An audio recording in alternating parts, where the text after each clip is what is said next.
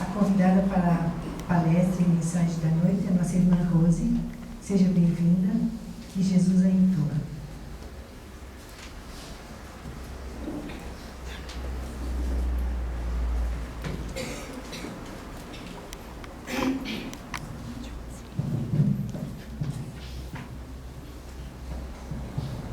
Boa noite a todos. Que Jesus nos abençoe, nos ilumine, que possamos ter uma ótima noite de reflexão conjunta, onde o Evangelho de Jesus será a tônica principal. Se não tirarmos dessas lições nada que possa melhorar a nossa vida, é sinal de que não estamos nos comportando direitinho, né? Estou falando particularmente de mim, que fiz um estudo para passar aos senhores, tá? Nós vamos trabalhar um texto do livro Ação e Reação. O livro Ação e Reação é a psicografia de Chico Xavier. Então, fora de questão, né? Não podemos nos preocupar que possa haver alguma coisa ali que não seja real e verdadeira. O espírito que escreve, André Luiz. E André Luiz trouxe coisas extraordinárias para nós do plano espiritual. Quem não viu o filme Nosso Lar? Quem não leu o livro Nosso Lar? São histórias que ele nos traz, histórias que comovem as fibras mais íntimas da alma, nos mostrando a eternidade do ser, esta força extraordinária que o Espírito tem de transformação, né? Justamente ele, André Luiz, que teve então tantas situações difíceis e conseguiu aos poucos ir superando. E nos deu essas informações a título de coragem a cada um de nós.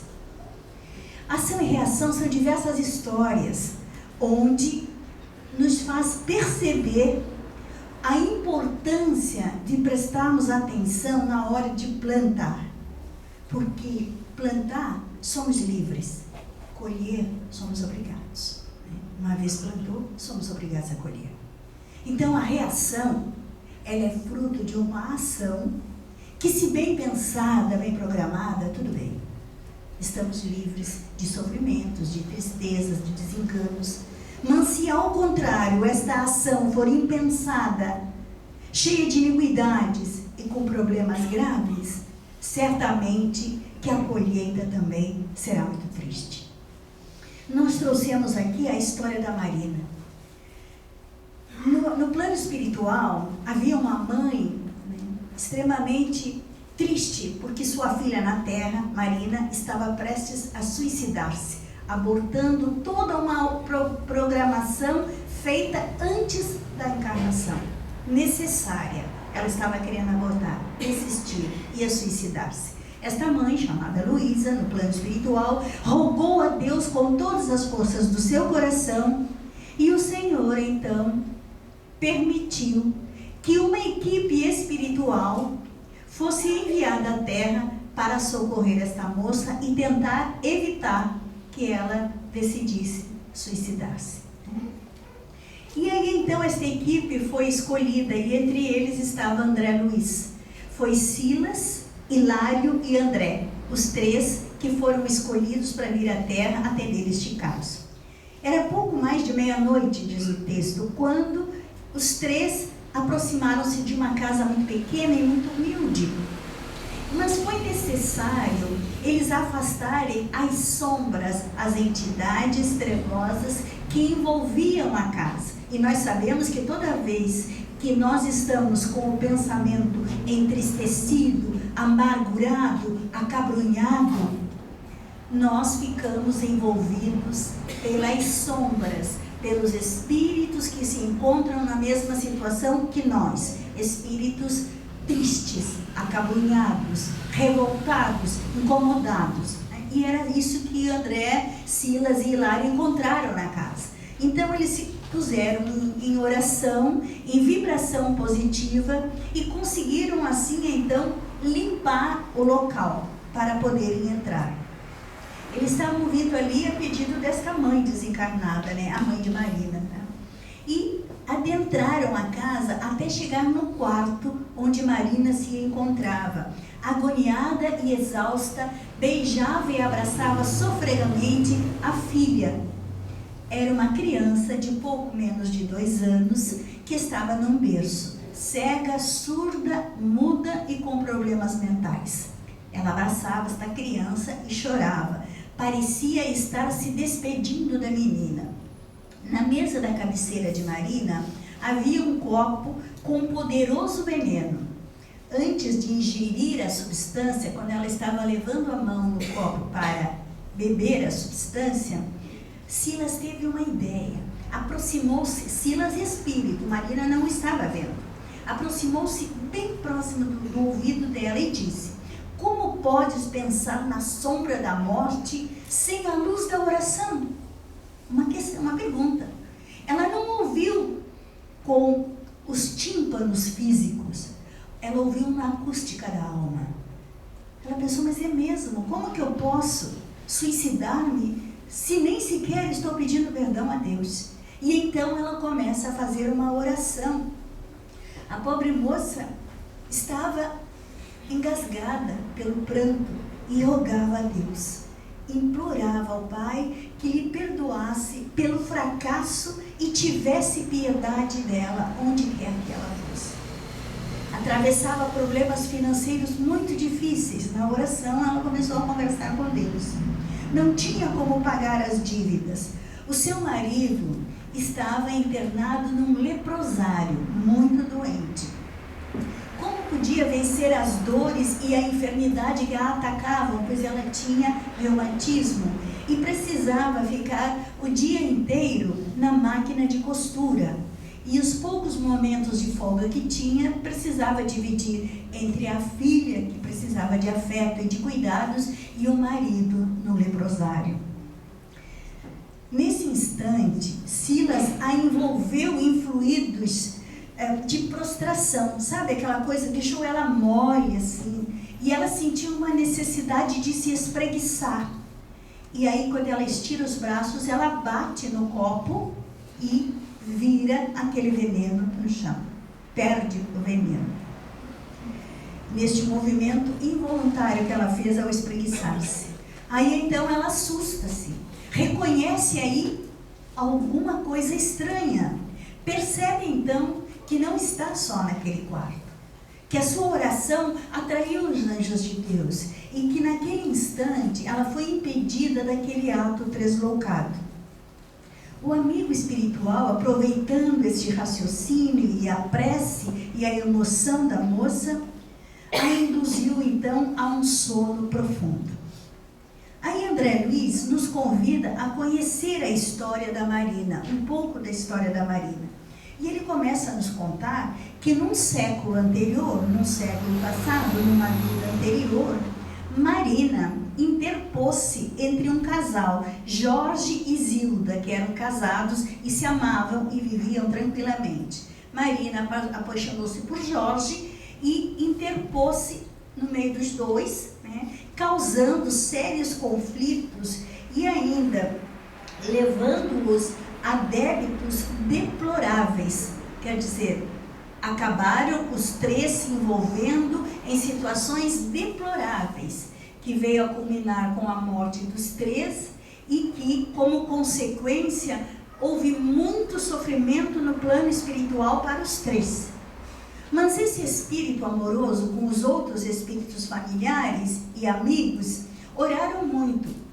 A mãe Luísa e outros espíritos familiares oraram muito, rogaram muito a Deus por essas três criaturas.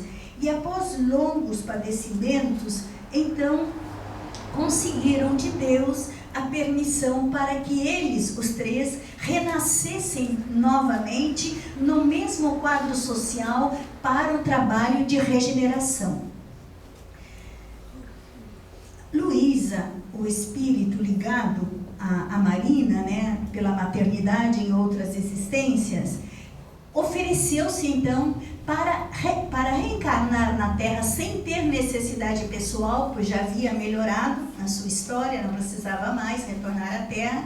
Ela oferece-se para vir à Terra para receber como filhas Marina e Zilda, que viriam então agora como irmãs, né? E ela vem e recebe, primeiro veio Marina, né? E 2 anos depois veio Zilda.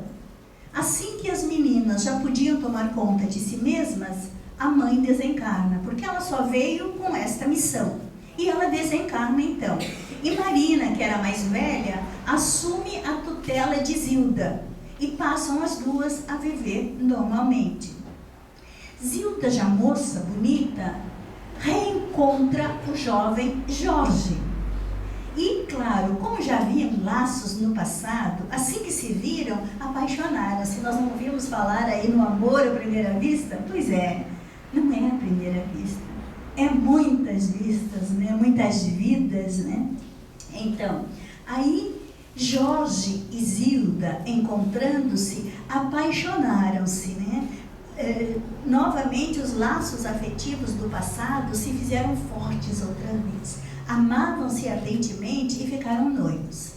Mas Marina, que na existência passada amara ao mesmo homem, ao Jorge, nesta havia se comprometido desenvolver uma renúncia construtiva. Cuidaria da irmã até que Jorge aparecesse, entregaria para Jorge e sairia de cenário. Esta era a história, o trato de Marina. Mas Marina esqueceu das promessas firmadas no plano espiritual. Dizem os espíritos que 99,9% esquecemos, né, das promessas firmadas no plano espiritual. Mas Marina, esquecendo, né, passou então a maquinar projetos inconfessáveis, envolvendo o noivo da irmã na teia da sedução. Começou a tentar, né, a fazer a conquista. Entidades inferiores, atraídas pelos desejos doentios de Marina, passaram a colaborar efetivamente. Todas as vezes que nós temos pensamentos escusos acerca das criaturas que nos cercam, de amigos, de familiares, vêm espíritos de todos os lados, escuros, inferiores, né? Trabalharem efetivamente conosco para destruir o nosso irmão. Por isso que às vezes nós ficamos poderosos na vingança, né? Poderosos no ódio, no ressentimento, na mágoa. Não é o nosso anjo da guarda que está nos ajudando, não. Bem ao contrário, são os espíritos inferiores, né, que estão ali. Em pouco tempo, os dois se encontravam às escondidas. 2 semanas antes do casamento, Jorge então chegou para Zilda e confessou que estava apaixonado pela Marina, sua cunhada. Zilda ficou desorientada. Estou contando a história bem rapidinho, vocês vão procurar o livro e vão ler. Zilda, desorientada, numa crise de desespero, tomou veneno pondo termo à existência física. Acabou se matando, a Zilda. Né? Alucinada de dor, a Zilda, né, suicida, foi recolhida pela mãe Luísa, que estava acompanhando toda a situação, e levada a um hospital espiritual. Né? Só que, embora ela tivesse adquirido o grau de débito, né, dos suicidas, que é uma coisa muito grave, o seu caso foi atenuado, tendo em vista a alienação mental em que se encontrava. Estava aturdida, alucinada, desesperada, pensando bem, era a 2ª vez que ela era traída. Era a 2ª vez que acontecia aquilo com ela. E então Deus, que julga a intenção, que cuida dos seus filhos com muito amor, deu a ela então esta oportunidade de ser recolhida pela mãe para ser atendida. Porque esta menina estava enlouquecida, havia perdido a razão, né, pela dor. Por outro lado, Marina era reincidente. Havia prometido mudar o comportamento e não fez. E teve então o seu débito agravado. Algum tempo depois, passou os meses, os anos, e Marina e Jorge, livres, casaram-se. Né? Jorge estava apaixonado pela Marina. 2 anos após o casamento, receberam uma filhinha no lar, que nada mais era do que Zilda retornando ao corpo. Mas como o débito do suicídio, ela havia se suicidado na última encarnação, o perispírito extremamente agredido violentamente pelo suicídio, como é que o perispírito retorna tão breve ao corpo físico, sem trazer com ele as marcas do suicídio, né? Aí ela vem muda, surda, cega e com problemas mentais. A filhinha da Marina. Tá? Logo eles perceberam que a menina era doente daquela forma e tinha sérios problemas. Aí então passaram a viver para a menina, amando e cuidando dela com todo zelo.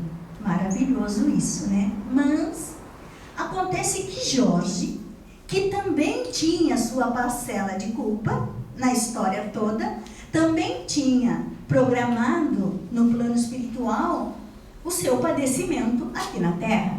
E foi aí então que chega a desdita para ele. E ele fica doente, leproso.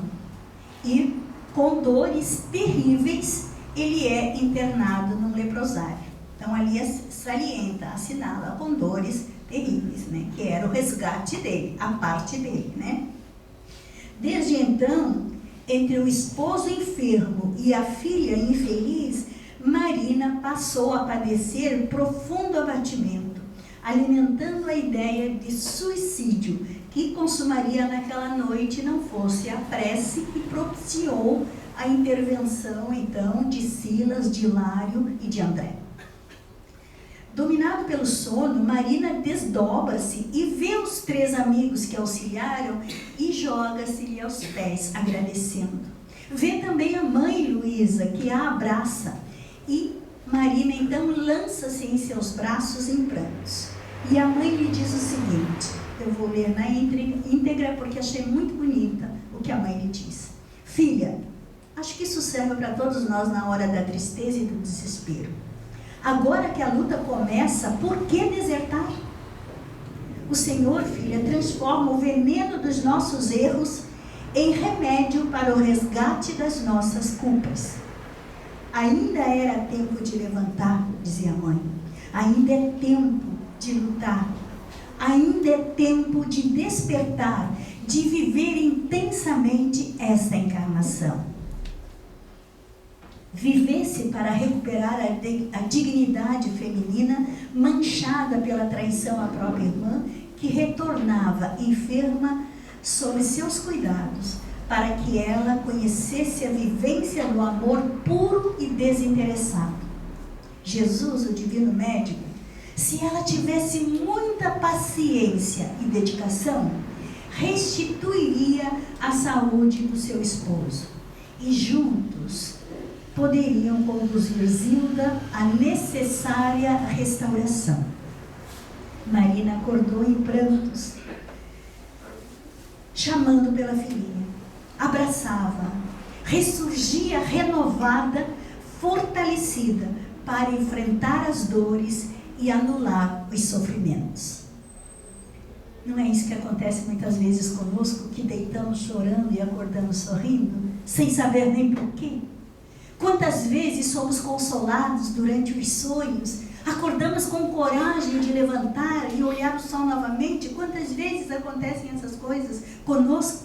Isso tem um fundo de verdade quando dizem as pessoas que nada melhor do que uma boa noite de sono para que as coisas melhorem, né? O poeta inglês chamado John Milton, ele tem uma frase muito bonita, né? Ele diz o seguinte: a mente tem o seu lugar próprio e pode criar o paraíso no inferno ou o inferno no paraíso. Se nós buscarmos o entendimento das nossas desditas, dos nossos sofrimentos, das situações complicadas que nos acontecem, tendo como pano de fundo que a vida é única, que a viagem terrestre, a jornada na Terra, é apenas um período instrutivo, necessário, para que esta vida, que é o nosso pano de fundo, alcance a plenitude, a felicidade absoluta. Então é importante sim vivermos tudo que estamos vivendo, seja dor, seja alegria, seja sofrimento, não importa. Importa que o nosso espírito, enquanto tiver nele uma mancha que quer que seja, ele não tem sossego. Não é Deus que nos castiga, somos nós que retornamos do plano espiritual para a terra, conscientes de que para alcançar um estágio melhor na vida, é necessário sim que estejamos puros, limpos, livres de manchas para a nossa própria dignidade. Porque do lado de lá nós somos vistos como realmente nós somos. E para andarmos de cabeça erguida, é necessário sim essa transparência, essa limpeza espiritual. Ninguém quer andar do lado de lá mostrando as suas manchas, as suas faltas, as suas fraquezas. Não nos sentimos bem. Aí rogamos a Deus um longo tempo em filas intermináveis para reencarnar. E quase sempre dizem os Espíritos que nós escolhemos uma situação horrível aqui na Terra. Mas Deus, soberanamente bom e justo, ajusta o nosso pedido. Nos dá uma certa elasticidade. Não, filho, se você tiver que ir assim, então vou colocar alguém assim do teu lado.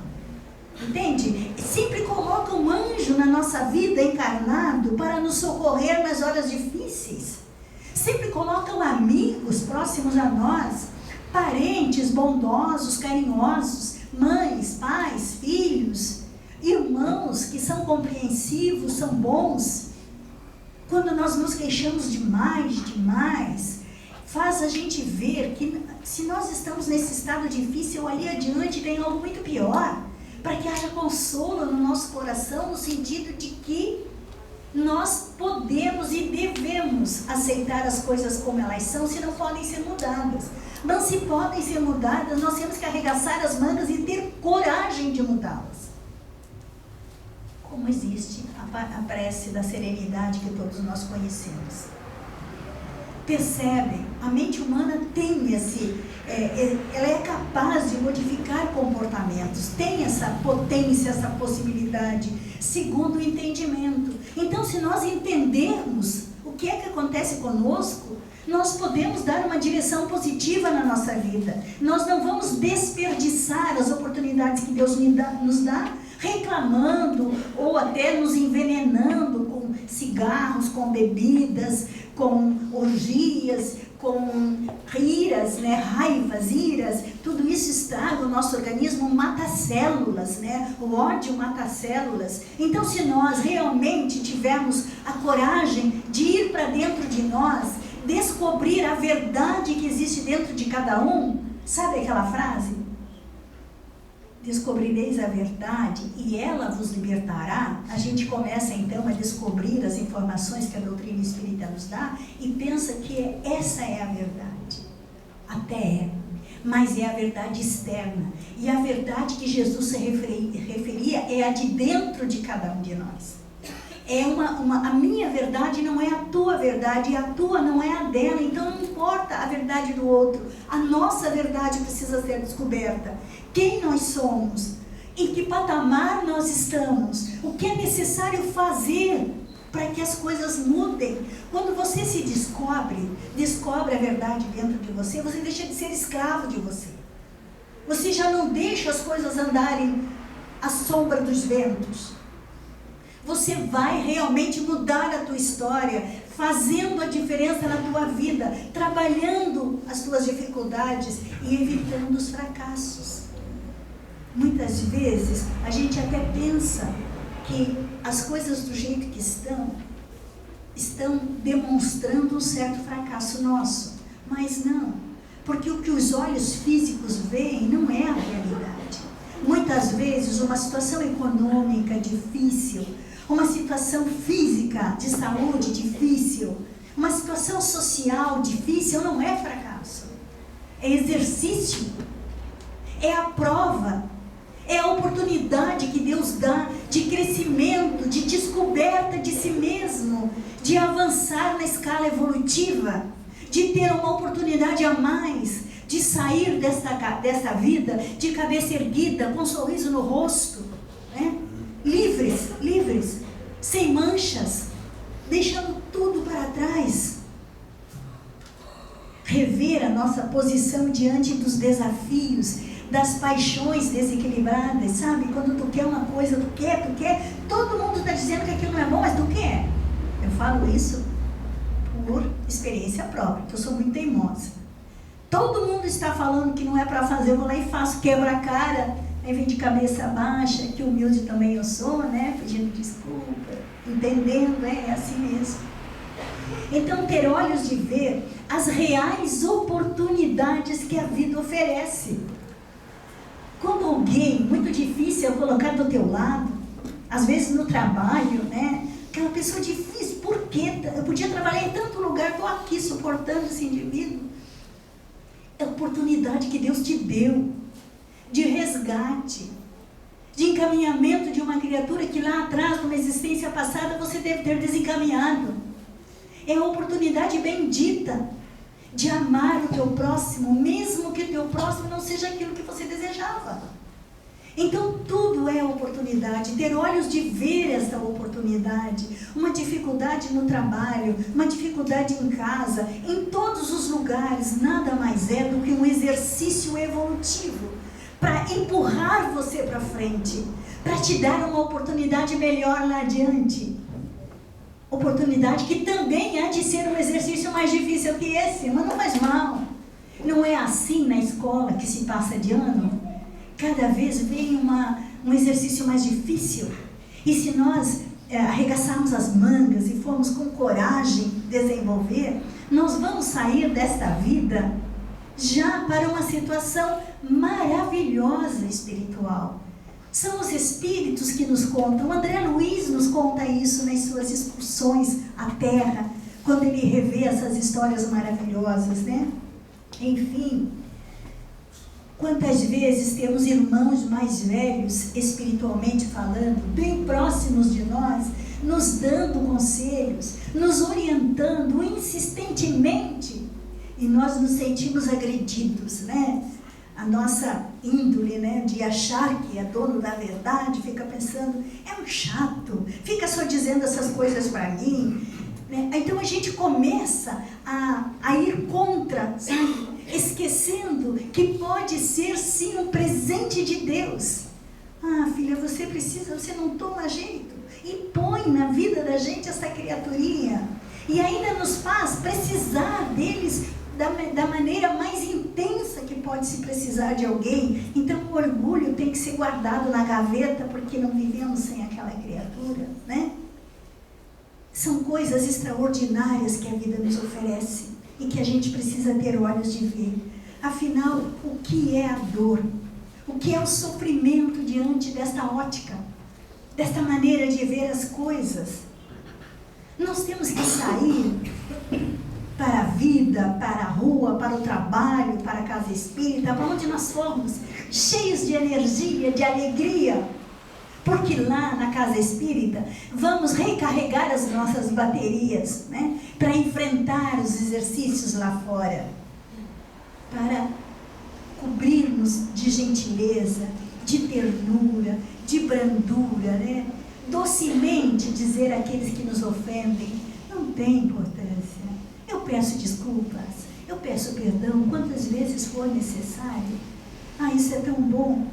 É como lavar a alma, aprender a amar, aprender a ser feliz, aqui na terra mesmo.